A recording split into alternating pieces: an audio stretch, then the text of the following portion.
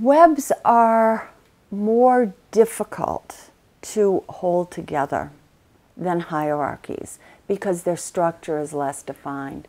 What keeps a web operating is the quality and strengths of the relationships of the people within it.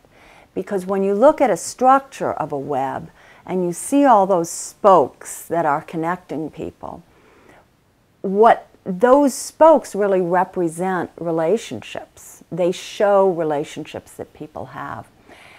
And I think that's why effective web leaders are very much people who are skilled at creating organizations in which people have good, strong relationships. And those relationships cross lots of boundaries.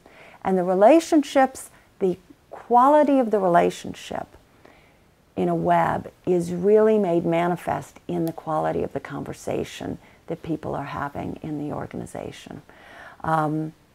Earlier I talked about the example of that town hall meeting that I'd worked on in a telecom company, where the whole idea was to protect the CEO and the COO from hearing what the real conversation was in the organization. You can only do that if you have a strongly functioning hierarchy whose purpose, or one of whose functions, is to protect the people at the top.